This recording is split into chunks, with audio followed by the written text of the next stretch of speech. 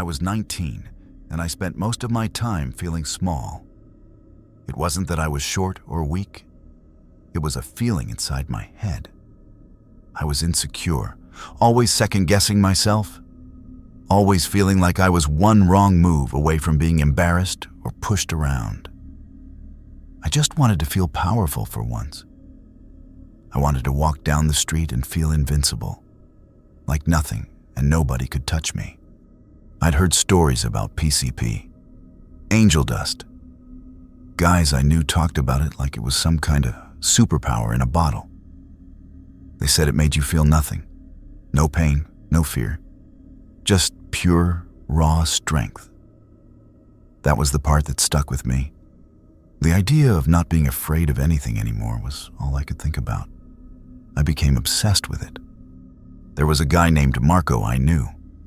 He wasn't a friend, just someone who was always around, selling stuff. He was sketchy, the kind of person your parents warn you about.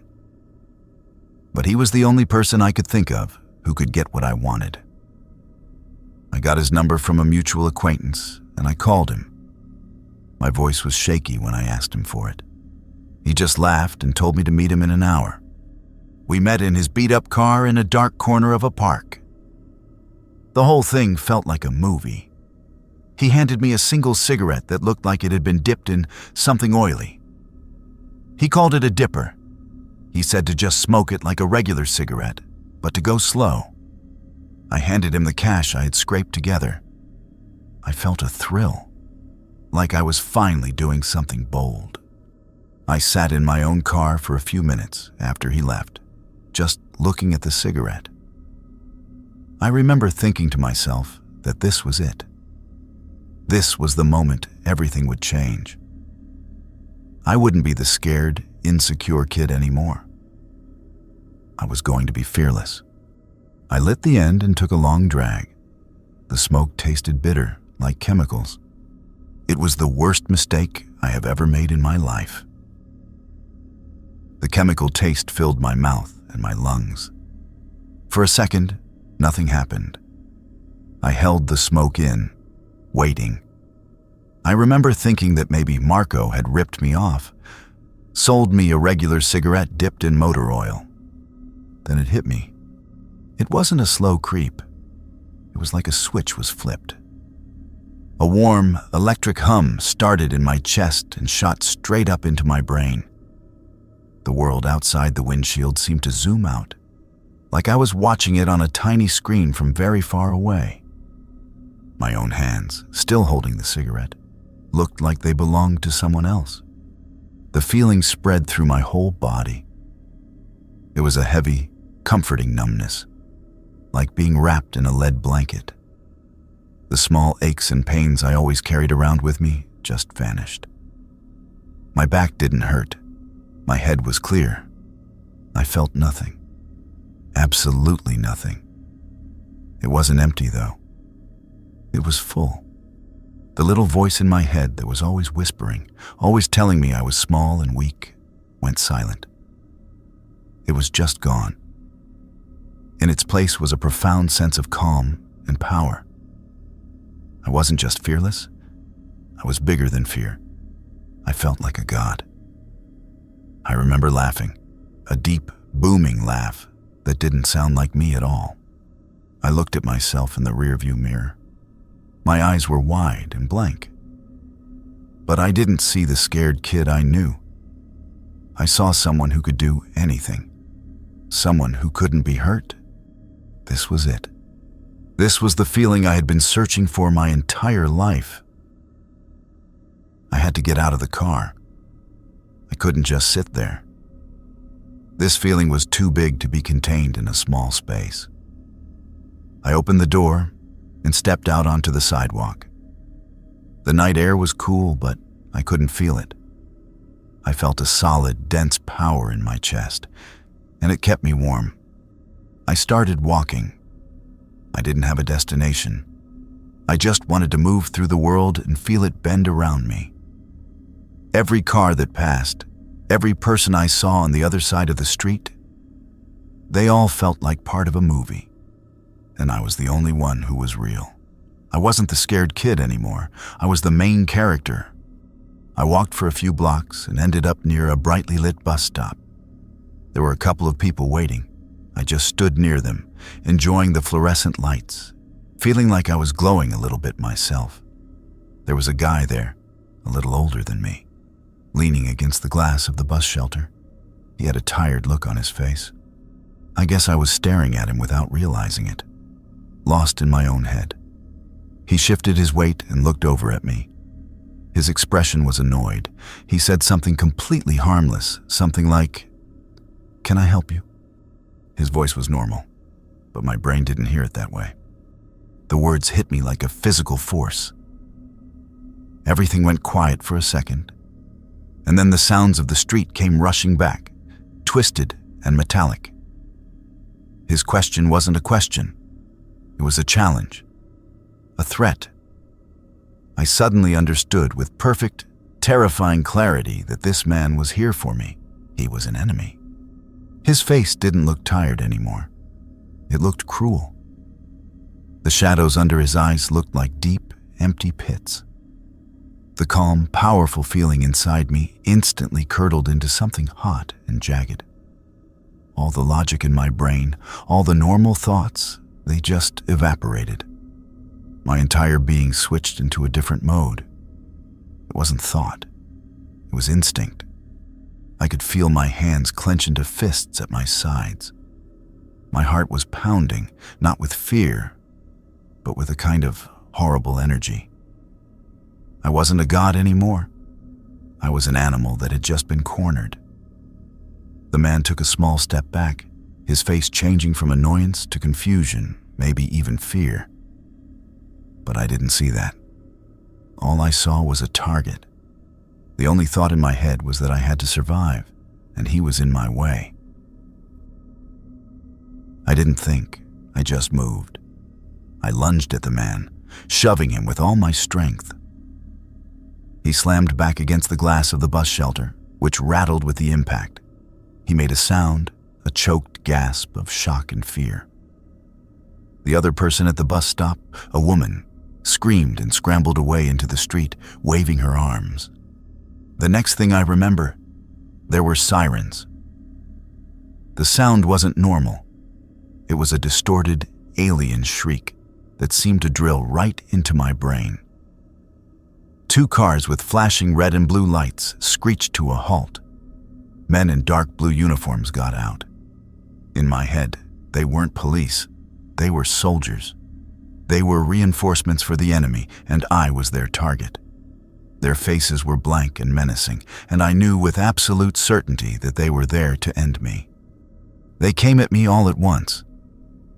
I remember one of them grabbing my arm, and a surge of what felt like pure, limitless power went through me. I twisted and threw him off. He stumbled back into his partner, and they both fell down. It felt effortless. I wasn't me anymore. I was a machine built for this one purpose: to fight, to survive. Another officer tried to tackle me from the side, and I just pushed him away. He hit the pavement hard. I felt nothing for them. No pity, no hesitation. They were just obstacles. Then I saw the bright yellow flash of a taser. I heard the crackle and felt the prongs hit me in the chest. My whole body seized up with a violent, buzzing vibration. But there was no pain. It was just a sensation, a weird electric shock that did nothing but make me angrier. I remember tearing the wires out of my chest like they were annoying threads. I saw another officer with a baton. He swung it, and I heard the solid thud as it connected with my arm, and then again on my ribs. I heard the impacts, but I didn't feel them. It was like watching someone else get hit. All I could feel was my mission. There were more of them now. I was surrounded. They dogpiled me, a mountain of bodies trying to pin me to the concrete. I was still fighting, thrashing and roaring, a sound that came from somewhere deep inside me that I didn't recognize. I could feel hands grabbing at my legs, my arms, my head. I saw a face right in front of mine, distorted and alien, shouting words that were just noise. I felt a sharp pressure on the side of my neck. And the whole world, the flashing lights and the screaming and the violence, all of it just dissolved into black. The first thing that came back was pain, a dull throbbing ache that lived in my ribs and my arm and behind my eyes. The blackness dissolved slowly, replaced by a blurry, off-white ceiling. I heard a steady, rhythmic beeping somewhere to my left. The air smelled clean and sterile, like rubbing alcohol. I tried to sit up, but my body wouldn't obey. I tried to lift my hand to my face, but it was strapped down. I pulled again, harder this time. My wrist scraped against thick leather. Panic started to prickle at the edges of my mind. I twisted my head and saw it. A heavy restraint buckled around my right wrist, tethering me to the metal railing of a hospital bed. I looked at my other arm. Same thing. My ankles too. I was completely immobilized. The numbness was gone. Every injury I couldn't feel during the fight was now screaming at me. My arm, where the baton had hit, was a deep, purple bruise that sent hot waves of pain up to my shoulder. My chest was a landscape of agony. I could feel the individual taser burns, 2 small circles of raw, stinging skin. It hurt to breathe. I turned my head and saw a man in a police uniform sitting in a chair in the corner of the room, just watching me. He wasn't doing anything, just sitting there. His presence felt heavier than any of the restraints. He saw me looking, and he stood up, walking slowly to the foot of my bed. He didn't look angry. He just looked tired. He told me that 2 of the officers I had fought with had concussions. Another had a broken wrist. He said I was being charged with 3 counts of felony assault on a police officer and resisting arrest with violence. The words didn't make sense at first. Assault? I was defending myself. They were the ones who attacked me. I tried to say this, but my throat was raw, and my voice came out as a dry croak.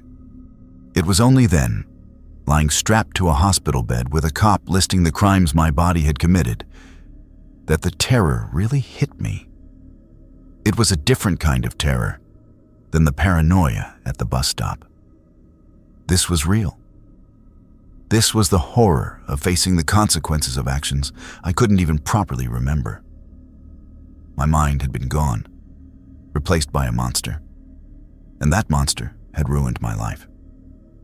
I wanted to be powerful. I wanted to be fearless. For one night, I was. And in return, I had traded my entire future for a few hours of manufactured courage in a chemical straitjacket. I wasn't a kid chasing a high anymore. I was an explorer. At least, that's what I told myself. I'd spent the better part of a decade charting the inner worlds of psychedelics. LSD showed me the architecture of my own thoughts, mushrooms connected me to the earth, and DMT shot me through the universe and back in 15 minutes. I'd seen it all, or so I thought. But after a while, even the profound starts to feel routine. The trips became predictable. I knew the routes, the landmarks. I was bored. I started reading deep into the gray corners of the internet, the forums dedicated to research chemicals. These were substances that existed in a legal limbo, designed by chemists to mimic the effects of illegal drugs. That's where I first learned about 3-MeO-PCP. It wasn't like the street PCP from all the horror stories. The people writing about it described it as a clean, potent surgical tool for dissecting consciousness. A dissociative that could take you apart piece by piece, without all the mess. I convinced myself this was the next frontier. It wasn't about getting messed up. It was about scientific inquiry. I ordered 500 milligrams from a vendor online and it arrived a week later in a discreet package. A small Ziploc of fine white powder inside a vacuum-sealed foil pouch. I prepared for the experience like a scientist. Set and setting. I chose a weekend where I had the apartment completely to myself. I unplugged my phone and my internet router. No distractions. I made sure I had plenty of water and some simple food for later.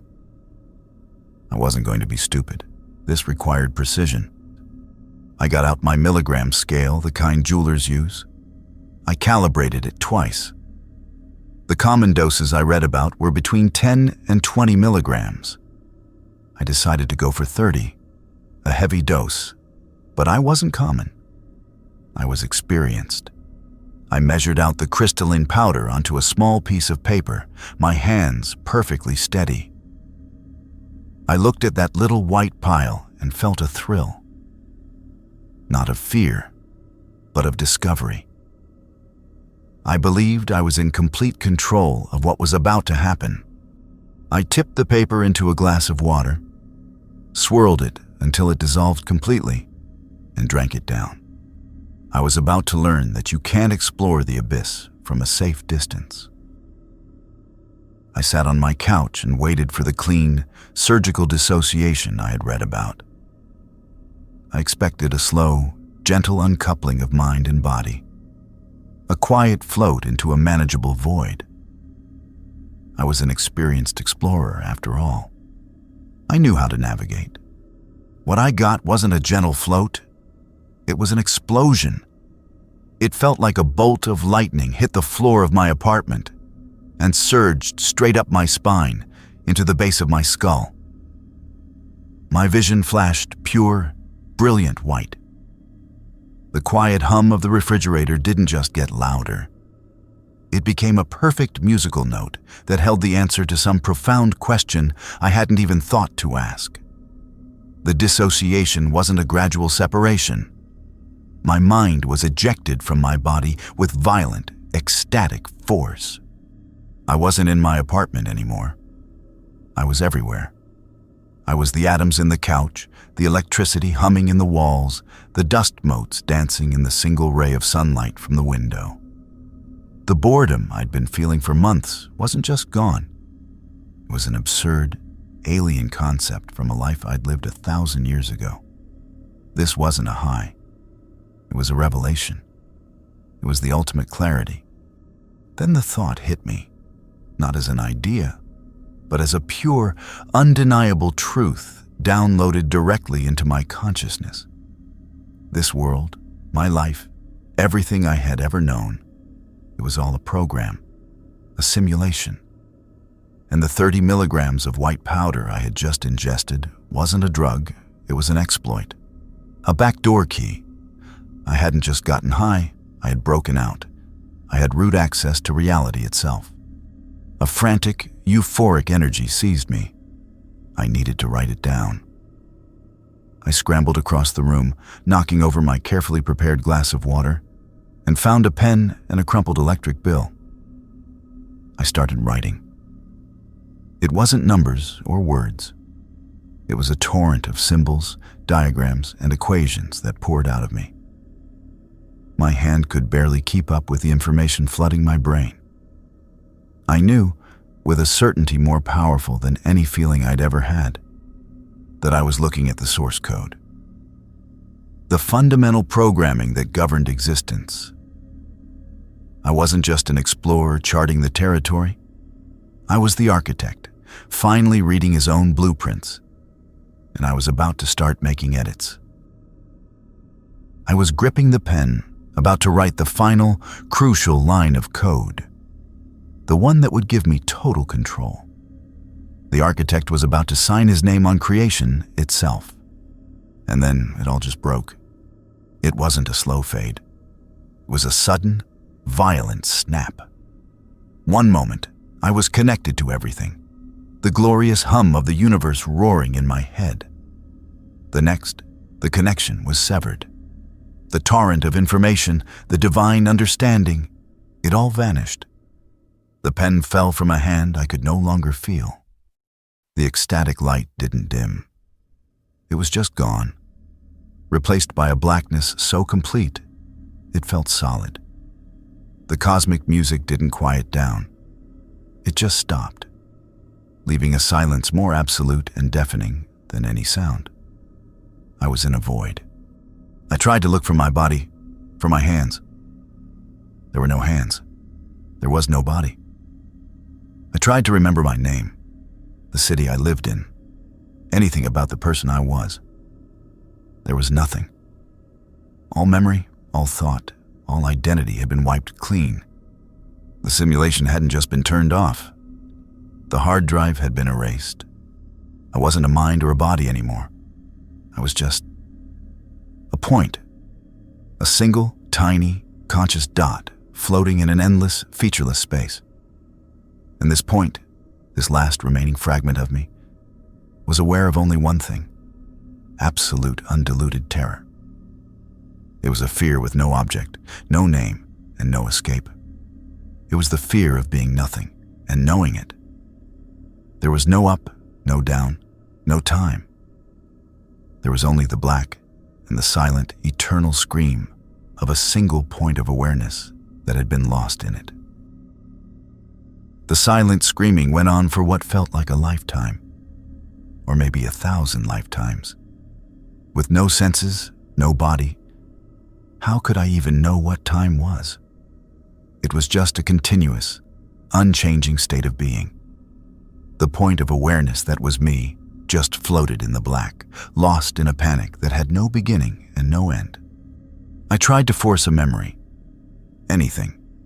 The face of a loved one, the taste of water, the feeling of a chair beneath me.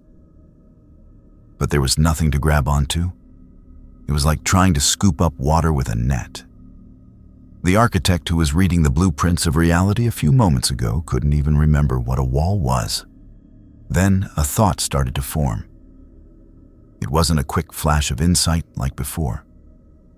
It was cold and slow, like ice growing in the dark. A piece of logic connecting 2 points in the endless nothing. The drug wasn't a key. It was a kill switch. I had gone looking for the back door to the simulation, and all I had found was the recycle bin. I hadn't broken the program. I had just been deleted from it. The realization was so simple, so absolute, that it finally quieted the panic. It replaced the terror with a new feeling, something much heavier and colder. Certainty.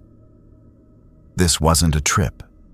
This wasn't a temporary state I would come down from. This was it. This was death. And the afterlife wasn't a tunnel of light or a reunion with lost loved ones. It was an error message. A permanent state of non-existence, with just enough consciousness left to comprehend my own eternal absence. I had wanted to explore the abyss, and my reward was getting to be the only thing in it, forever. I don't know how long I was in that black space. After accepting that it was forever, something changed. A sound, a low, rhythmic thumping. It was slow at first, and then it got faster. It was a heartbeat. My heartbeat. Then came the pain. A dull ache in my back from the floor. The feeling of air, cold and dusty, entering my lungs. My senses came back all at once, a sudden, brutal flood of information. The light from the window felt like a physical blow. The sound of a car passing on the street outside was deafening. I was back in the apartment. I was back in my body. And it was horrible. I tried to sit up, and my limbs felt like they belonged to someone else, like I was piloting a badly made robot. I looked at my hands, turning them over and over. They looked like my hands, but they weren't. There was a disconnect, a gap between my consciousness and the physical world. Nothing felt real. The room looked like a cheap set, a cardboard replica of my apartment. The person who had been a point of pure awareness in the void was now trapped in a prison of flesh and bone. And it was torture. That feeling never really went away. It's been years, and I still have it. They call it depersonalization. It's a constant, low-level certainty that none of this is real, that I'm watching a movie of my own life instead of living it. I go to work, I talk to people, I eat. But it all feels like a script I'm following. The fear is gone, but so is everything else. Joy, sadness, love. They're all just distant concepts, like things I read about in a book once. I lost something in that void. The person who thought he was an explorer, the person who cared about anything, he was erased. The drug didn't just show me nothingness, it imprinted it on me. I saw behind the curtain, and there was absolutely nothing there. How are you supposed to go on living after you've experienced the end of everything? How can you take any of it seriously? I wanted to find the ultimate truth. And I did. The ultimate truth is a black, silent, empty void. I went looking for an answer at the bottom of the abyss, and the abyss just stared back and showed me its own face. I didn't come back with a revelation. I just came back haunted by the memory of absolute perfect nothing. And I have to live with that every single day. It was one of those perfect summer nights, the kind where the air is warm and heavy even after the sun goes down. I was at a big outdoor festival, shoulder to shoulder with a few thousand other people. The band was loud, the bass was so loud you could feel it in your teeth, and everyone was just in a good mood. I'd had a few beers, just enough to feel loose and happy, part of the big, sweaty, swaying crowd. I was a casual partier. I liked to drink, I liked to smoke. It was just a part of a good night out. I reached into my pocket to pull out a cigarette, ready to just lean back and soak it all in. My fingers found an empty, crumpled pack. I checked my other pockets. Nothing. Just that little pang of nicotine-fueled panic. I wasn't a fiend about it, but when you want one, you want one. I turned to the guy standing next to me. He was just some random dude, maybe a few years older than me, bobbing his head to the music. He had a big, easy smile.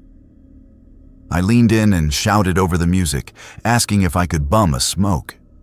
He grinned, nodded, and pulled out a pack. He just tapped one out and handed it to me. I took it and yelled thanks. It felt a little stiff and looked kind of brownish, maybe a little damp, like it had gotten wet and then dried out funny. I didn't think anything of it. In a crowd that dense, someone's always spilling a beer. It just seemed normal. I had no idea my life was about to split in two. I put it to my lips, lit the end, and took a deep drag. I took another drag, and then a third. The chemical taste was stronger this time, coating my tongue.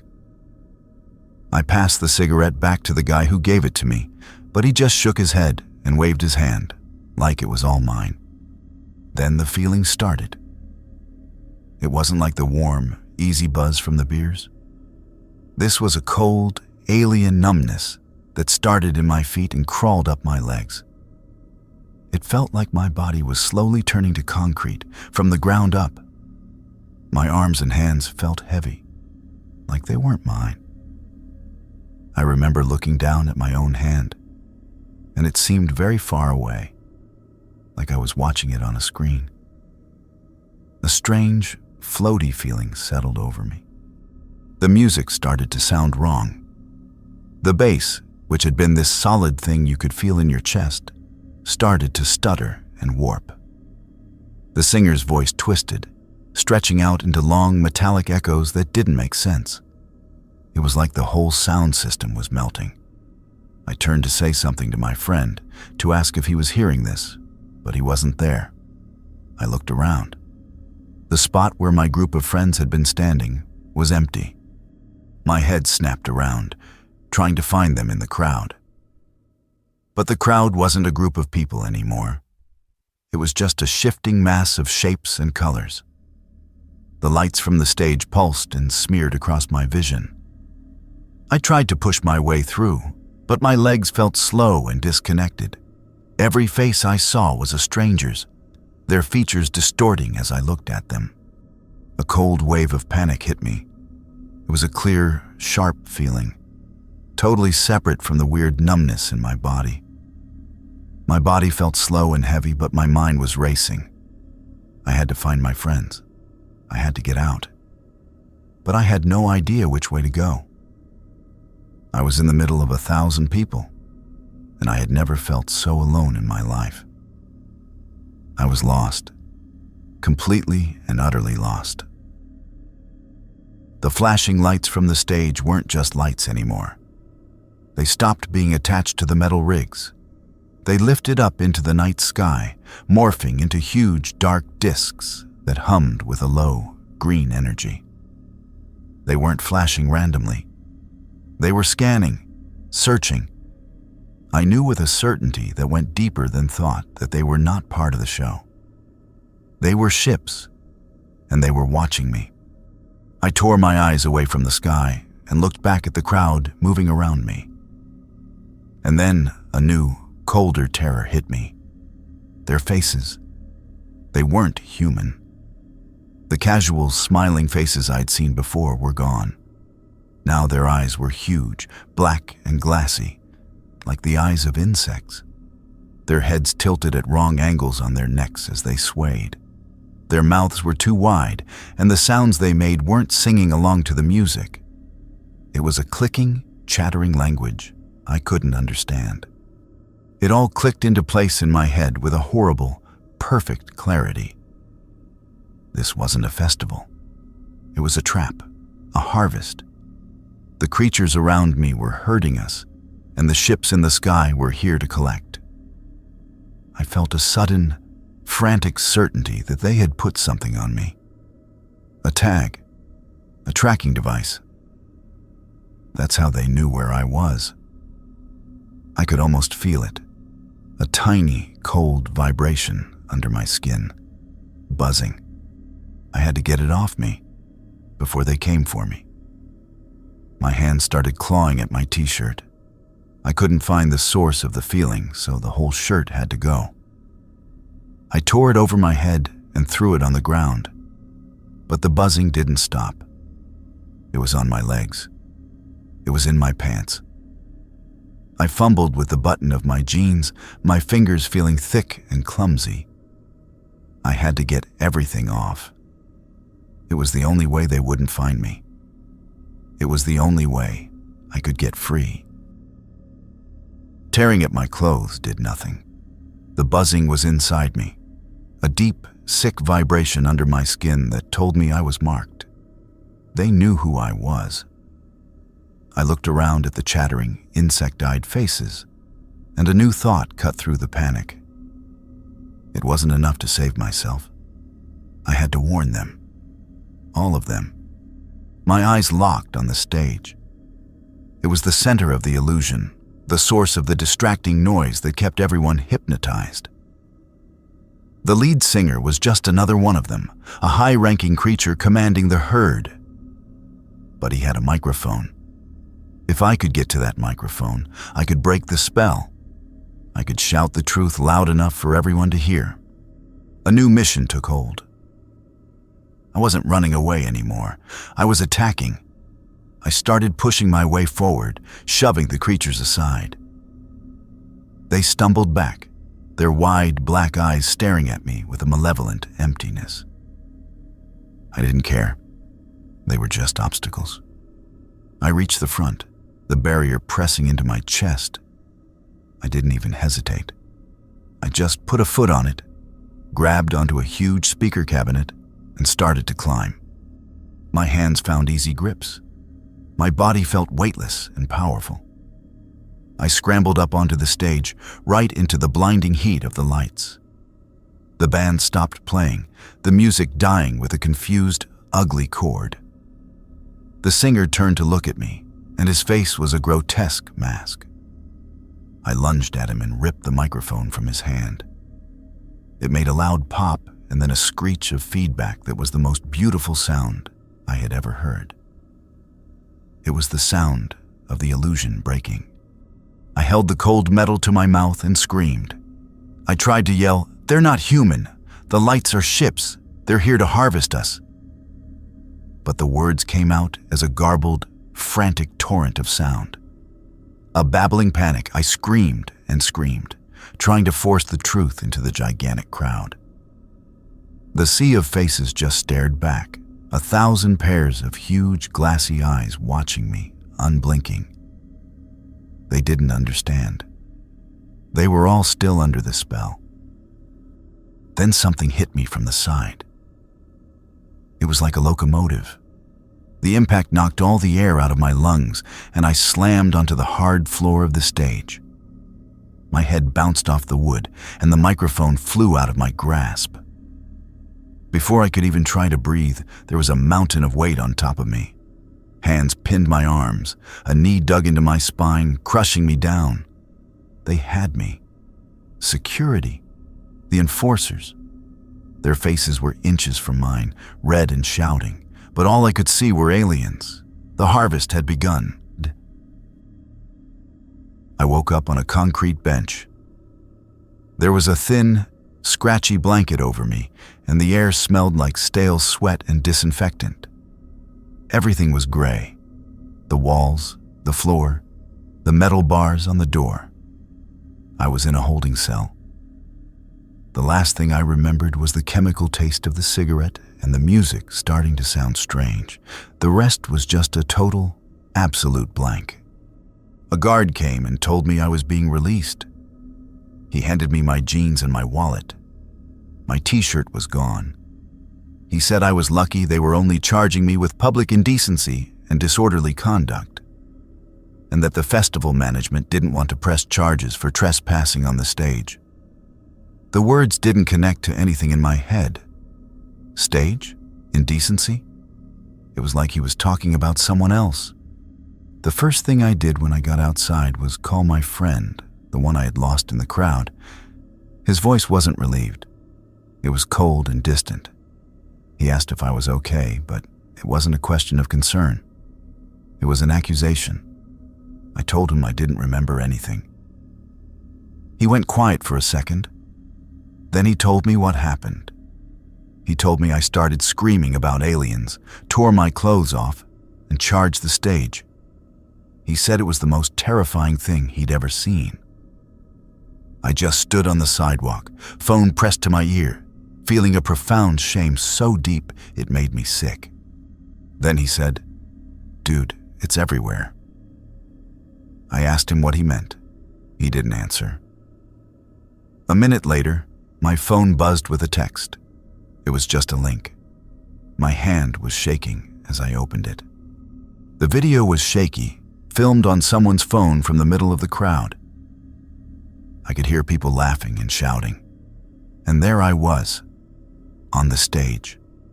My shirt was gone. My eyes were wide and crazy.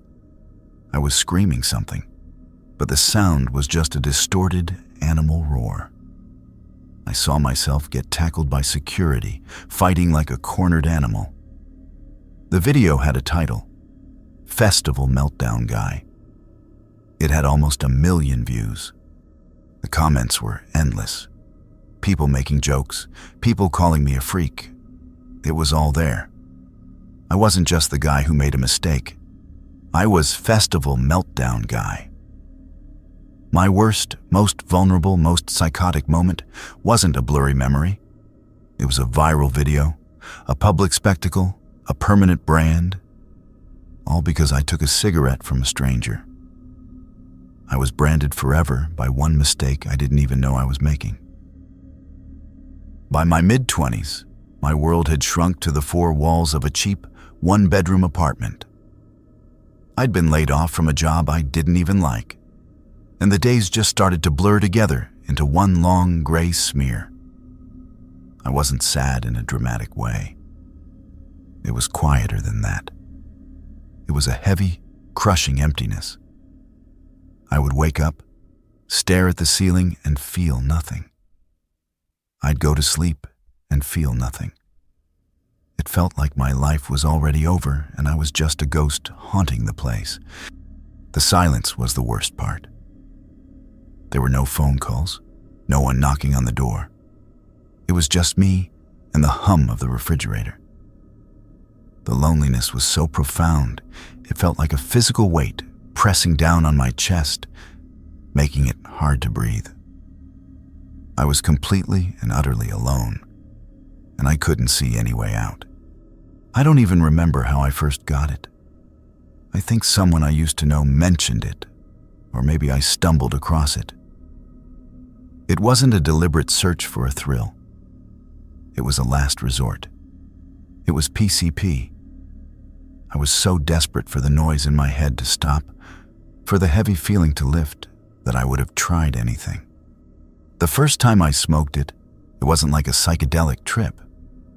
There were no colors, no grand revelations. It was much simpler than that. The drug just reached into my brain and turned everything off. The weight on my chest vanished. The crushing silence of my apartment was no longer lonely. It was just quiet. My body felt distant, like a heavy coat I was wearing but couldn't really feel. It was perfect. It didn't make me happy or powerful. It just made me numb. The pain of being me, the constant ache of isolation, it was all just gone. For the first time in years, I didn't feel anything at all. And that absence was the most seductive, beautiful feeling I had ever known. It was the escape I wasn't even aware I was searching for. It was a chemical silence that drowned out my entire reality. That perfect chemical silence wasn't a one-time thing.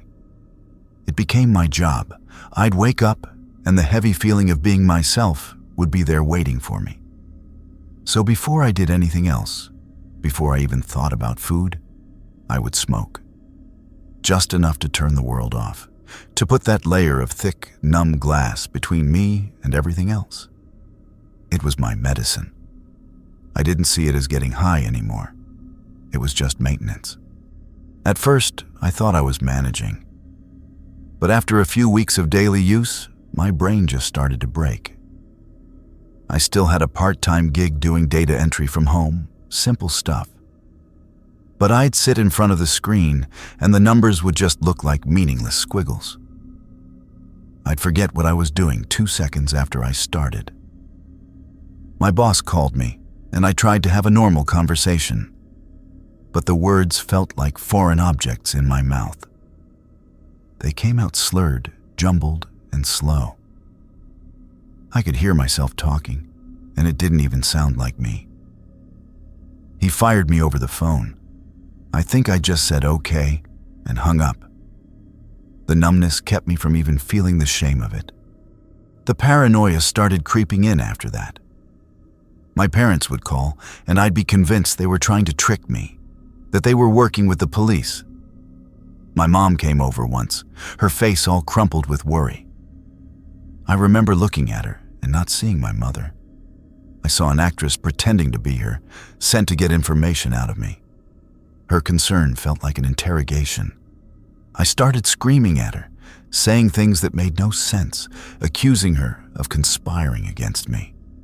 She just backed away and started to cry. I slammed the door in her face and locked it. I stood there in the silence of my apartment, listening to her footsteps go down the stairs. The heavy, lonely feeling I'd been trying to escape was gone, but it had been replaced by something worse. An empty, jagged silence where my entire life used to be. I was sitting on the floor, leaning against the couch. The TV was on, but the volume was off. I don't know how many days had passed since I slammed the door on my mom. Time was just a thick, gray soup. My only real companion was the hum of the old refrigerator and the comfortable numbness that kept the world at a safe distance. Then I heard it. A knock on my apartment door. It wasn't a loud knock, but in the silence, it sounded like a gunshot. My whole body went rigid. Nobody knocked on my door, ever. My friends had stopped trying months ago. Bills just got left in the mailbox downstairs. The police didn't knock. I knew that much. My heart started pounding, a hard, fast rhythm that broke through the chemical calm. This was a trap. It had to be. I crawled on my hands and knees to the door, my movements slow and deliberate, like a soldier in a minefield. The floorboards felt cold under my palms. I pressed my eye to the peephole. The distorted fisheye lens showed me my mother's face. She was standing there, holding her purse with both hands. Her face wasn't crumpled with worry like last time. It was calm. Too calm. It was a mask. My brain, which had become an expert in sniffing out conspiracies, instantly connected the dots. She wasn't back because she missed me. She was back to finish the job. The last time was just reconnaissance, to see how far gone I was. This was the main event. I didn't move. I just watched her through the little glass circle. Her calm was more terrifying than her crying had been. It was professional. She was here on a mission. I started to listen, trying to hear past the sound of my own blood rushing in my ears. I was certain I could hear the faint sound of another person breathing in the hallway. Maybe two people. They were standing just out of sight of the peephole, waiting. She knocked again, a little louder this time. "Honey, it's me. Can you open the door? I just want to talk." Her voice was soft, but I heard the lie in it.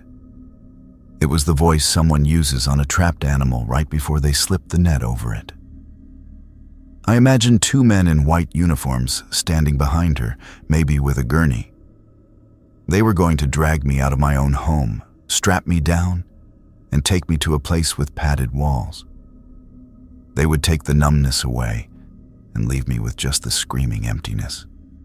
I backed away from the door, my breath coming in short, shallow gasps. I looked around my apartment, and it didn't feel like my home anymore. It felt like a cage, and the door was about to be broken down. I wasn't going to let them take me. I had to get out. Before I could move, I heard the sound of a key in the lock. It was a small metallic sound, but it felt like an explosion in the quiet apartment. They weren't breaking the door down. She was letting them in. The trap was already closing. The door swung open, and she stepped inside. My mother. She closed the door softly behind her, the click of the latch echoing in the room. Her face was a careful mask of calm. She took a step into the living room and saw me standing there. "Honey," she said. Her voice sounded distant, like it was coming from the other side of a thick wall. "Are you all right? Please, just talk to me. I'm so worried." I didn't move. I just stood perfectly still in the center of the room. My body felt heavy and dense, like it was carved from stone. I wasn't going to fight. I wasn't going to run. I was going to show her the truth. I stared at her, but I was looking right through her. I let all the muscles in my face go slack, wiping away any expression. The person in front of me wasn't my mother. She was a pawn in their game, and I felt a strange kind of pity for her. She took another step closer. "What's wrong with your eyes? You're scaring me." I opened my mouth to explain. I needed to tell her everything. I had to give her the code, the key to unlock her own mind from their control before they took me away. The information was right there, a perfect, clear structure in my head. But when I tried to speak, English wasn't what came out. A low, vibrating hum started in my chest, and my mouth formed sounds that weren't words. It was a quiet, guttural clicking, a series of low-pitched tones. It was the real language, the one underneath this fake world. I was transmitting the truth directly to her. I just had to keep going until she understood. I watched her face as I spoke. The mask of calm started to crumble. It was replaced by a deep confusion, and then that confusion curdled into pure, raw terror. Her eyes widened, and she took a sharp step back. What are you saying? Stop it. Please stop it. I couldn't stop. It was too important. I was trying to save her. That's when she broke completely. Her body started to tremble, a violent, uncontrollable shaking. A sound tore out of her throat, a high, panicked sob. Water streamed from her eyes and ran down her face. She wasn't looking at her son anymore. She was looking at something she didn't recognize, something monstrous. Her hand flew to her mouth and she scrambled backwards, hitting the wall. She didn't take her eyes off me as she fumbled blindly for the doorknob.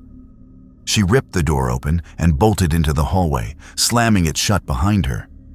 I heard her footsteps, loud and frantic, pounding down the stairs. Then, through the door, I could hear her voice, thin and terrified and broken. She was sobbing my name into a phone. I stood there in the sudden silence of the apartment. I felt nothing at all. I just waited for the next sound. The sound of sirens. The sirens came. Of course they came. I didn't fight them. I didn't do anything. That was the end of the numbness, and the beginning of something much harder. It's been years now. I'm sober. I have a decent job. I live in a clean apartment. On the surface, it looks like I put my life back together. But the fix isn't complete. There are parts of my brain that just never came back online. The thoughts are slower now. Sometimes connecting a feeling to a word is like trying to grab smoke. The doctors called it long-term cognitive impairment. I just call it damage. It's a quiet, frustrating slowness that lives behind my eyes every single day. A constant reminder of what I did to myself. That's not the real loss, though. I lost a job I hated. I lost a crappy apartment. I even lost my sanity for a while. But all of that is replaceable. The real cost, the thing I can never get back, isn't something that belonged to me. It's the trust I destroyed in my family. I can't erase the memory of what my mother saw that day. I can see it sometimes when she looks at me. She's trying her best to see her son, the one she raised. We can have dinner. We can laugh. We can talk about the weather. But there's always a hesitation there. A deep, quiet fear in her eyes that never really goes away. She isn't haunted by the drugs or the paranoia or the fact I lost my mind. She's haunted by the stranger I became. She's haunted by the memory of looking at her own child and seeing a cold, empty thing staring back, making those horrible, inhuman sounds. It wasn't me anymore. It was just a soulless shape in a familiar body. I didn't just break her heart. I broke her sense of safety in the world, and you can never, ever fix that. That's the part that's gone forever. In college, I wasn't just a chemistry major. I was one of those chemistry majors. The kind that thinks they're smarter than the professor because they can recite a reaction mechanism from memory. My lab partner, Jared, was the same way. We bonded over our shared arrogance. We aced every exam. We finished every lab hours before anyone else. And we saw organic chemistry not as a field of study, but as a book of recipes. We were sitting in the library one night, bored out of our minds, sketching out reaction pathways on a whiteboard just to show off. That's when Jared drew the synthesis for phencyclidine. PCP. It was a classic, something we'd seen in our textbooks. And looking at it, it seemed almost insultingly simple. A few precursors, a couple of straightforward reactions. A graduate student could do it hungover. We could do it in our sleep. The idea started as an intellectual joke, a purely academic question. Could we do it? Then the joke became a business plan. We knew what street-level PCP sold for. We did the math on the cost of precursor chemicals and lab-grade glassware, which we could easily order from supply companies online. The profit margin wasn't just good, it was obscene. We talked ourselves into it over the next week. We knew the horror stories. We knew the dangers of the drug itself and the risks of a chemical synthesis going wrong. But we dismissed it all. That was for idiots, for street cooks using dirty equipment in a bathtub. We were scientists. We would be clinical, precise. We were going to make a pure, clean product. Jared's parents had a 2-car garage they never used. It became our lab. We felt like geniuses, like pioneers on the verge of a brilliant, lucrative discovery. We saw it as a foolproof equation. Brains plus chemistry equals money. We never once stopped to calculate the real cost. We set up in the garage the following Saturday. We had all the glassware, the hot plates, the magnetic stirrers. Everything we ordered from a surprisingly lax chemical supply website was laid out on a steel work table. It felt real. It felt professional. We put on our safety goggles and lab coats. We felt like chemists on the brink of a breakthrough, not like 2 idiots about to ruin their lives. The textbook synthesis was solid, but we'd found what we thought was a better way. It was a guide on an old defunct chemistry forum, a post from a decade ago. It promised a higher yield using a slightly different reaction pathway. It felt like finding a cheat code. Their arrogance matched our own. We didn't question it. Our first mistake, the first sign something was wrong, was the color. The reaction mixture was supposed to be a clear, light yellow liquid. Ours turned into a thick, milky sludge the color of spoiled cream. Then came the smell. It wasn't the sharp, clean smell of the solvents we were using. It was a weird, sickly, sweet smell, like burnt sugar mixed with almonds. An alarm bell went off in the back of my mind, the part that had actually paid attention during our toxicology lectures. Something about cyanide. I told Jared it didn't look right. He just shrugged. He said it was probably an impurity in one of the starting materials. "We'll filter it out in the final wash," he said, not even looking up from his notes. I wanted to believe him. We were so close. We were geniuses, remember? Geniuses don't make mistakes. After the extraction and evaporation, we weren't left with the clean, white crystalline powder we expected. What we had was a crumbly, yellowish paste. It was chunky and slightly sticky to the touch. But we had come too far. We looked at the ugly gunk we had made, and fueled by our own egos, we declared it a success. Jared grinned at me. "Moment of truth," he said. He took the end of a paperclip and scraped up a tiny amount, less than the head of a match. "Just a microdose," he said, "for quality control." I nodded, my heart starting to pound. We were so sure of our own skills that we just ignored all the warning signs. I watched him smear the tiny yellow speck onto a small piece of foil. He held it up, a triumphant look on his face. "For science," he said, and flicked on the lighter. The lighter clicked, and the flame touched the foil. The yellow paste didn't vaporize. It sizzled and blackened, releasing a thick, oily smoke. Jared inhaled it deeply, his eyes still locked on me with that stupid, triumphant grin. He held the smoke in. His grin faded. His eyes went wide, but not with a drug-induced wonder. It was confusion.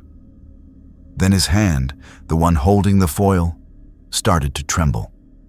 The foil and lighter clattered to the concrete floor. He opened his mouth, But no sound came out. A thin line of drool trickled from the corner of his lip. He made a choking sound, a wet, gurgling rasp from deep in his throat. His whole body went rigid, his back arching.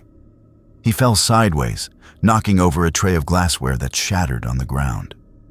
He was convulsing, his legs kicked out, a frantic, uncontrolled rhythm against the floor. His face was turning a deep, awful shade of red, then purple. The sickly, sweet smell of burnt almonds was everywhere. My brain just stopped working. All the arrogance, all the chemistry, all the talk of profit margins, it all just evaporated. I was just a 19-year-old kid watching his best friend die on a dirty garage floor because of a stupid idea we had in the library. I knelt next to him, screaming his name, but he was gone. His eyes were open, but they were just staring at the ceiling. I don't know how long I just knelt there, screaming. The next thing I remember is the garage door flying open and Jared's father standing there, his face a mask of confusion that quickly turned to horror. I heard him yelling for his wife to call 911. The paramedics didn't rush in. They came in slow after the firefighters in the big suits. They knew. They must have smelled it from the driveway. I was just backed into a corner, shaking, watching them work on Jared's body. But it was just a body. There was nothing they could do. A police officer pulled me out of the garage and sat me down on the curb. He asked me what we were doing. I couldn't even speak. I just pointed back at the garage, at our brilliant, foolproof, scientific experiment. I didn't go to jail. Not for long, anyway. The coroner confirmed the cause of death was cyanide poisoning, a byproduct of our improved synthesis, our cheat code. They called it involuntary manslaughter. Because we were just stupid college kids, because my family got a good lawyer, I got a plea deal. A few years of probation, community service, a felony on my record for the rest of my life. My university expelled me. I never went back. We thought we were scientists. We thought we were smarter than everyone else. We wore lab coats and goggles and talked about yields and reaction mechanisms. But we weren't creating a drug. We were brewing a poison, and we were too arrogant to see the difference. All our knowledge, all our good grades, it all meant nothing in the face of one simple, brutal fact. We had no idea what we were doing. The real cost wasn't the probation or the criminal record. It's the memory of his face. It's the sound of the glass shattering. It's the smell of burnt almonds that sometimes comes back to me when I'm trying to sleep.